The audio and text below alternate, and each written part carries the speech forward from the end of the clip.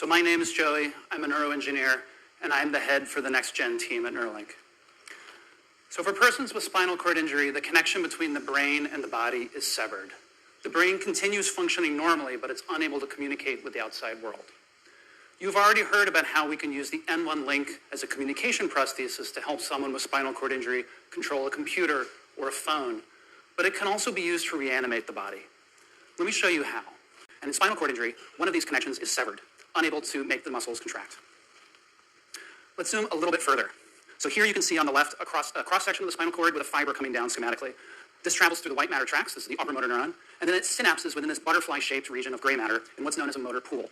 In the motor pool, the lower motor neuron descends out the ventral roots to the muscles, which contract, and then the sensory consequences of those movements, for example, the touch of your hand against an object, return to the spinal cord through the dorsal roots and ascend the spinal cord up into the sensory regions of the brain. Again, in spinal cord injury, this connection is severed. If we could place electrodes into the spinal cord, say in a motor pool adjacent to lower motor neurons, we could stimulate those neurons, activating them, and in turn causing the muscle to contract and movement to occur. Here you can see a view from the R1 robot. It's a targeting view, and we've placed electrodes across many millimeters of the spinal cord.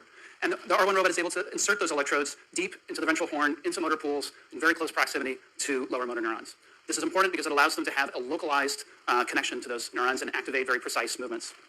Okay, so here's a pig walking on a treadmill. You may have seen something like this before in a previous Neuralink presentation. But unlike before, this pig has more than one Neuralink device. There's a device in the brain, but there's also one in the spinal cord. And we can stream neural data from these devices in real time, and use them to do things like decode the movement of the joints of the pig. So here you can see on the left a time series of the hip, knee, and ankle, and we're decoding those movements. So this is super cool, but that's actually not what we want to do. We want to go in the other direction. We'd like to stimulate the spinal cord and cause movement to occur. And as before, you can see we're able to track the position of the joints and also stream neural data as well.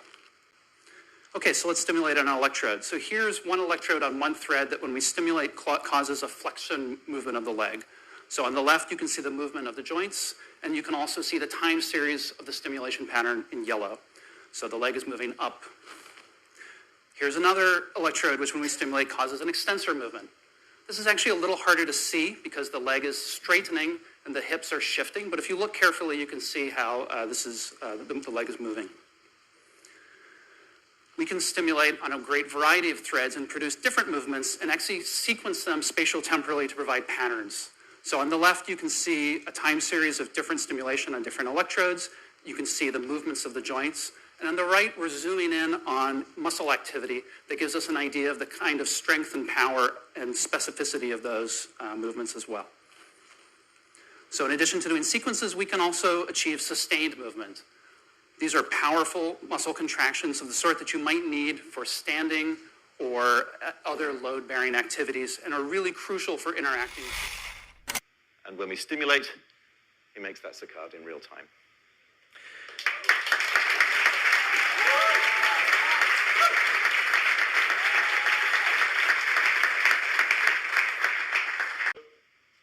What I've shown you is a way to produce a phosphene in the visual field. This is not something new in visual neuroscience, but if you think about that phosphene as a single pixel in a visual image, all we need to do is scale up and produce a great many more pixels and have them covering the visual field. This is a schematic of what a visual prosthesis using our N1 device might look like. A camera, the output from a camera would be processed by an iPhone, for example, which would then stream the data to the device, and the image would be converted into a pattern of stimulation of the electrodes into visual cortex. With 1,000 electrodes, we might be able to produce an image resembling something that you see there on the right. But as Avinash told you, our next generation of the device will have 16,000 electrodes. If you put a device on both sides of your visual cortex, that would give you 32,000 points of light to make an image in someone who's blind. Our goal will be to turn the lights on for someone who's spent decades living in the dark.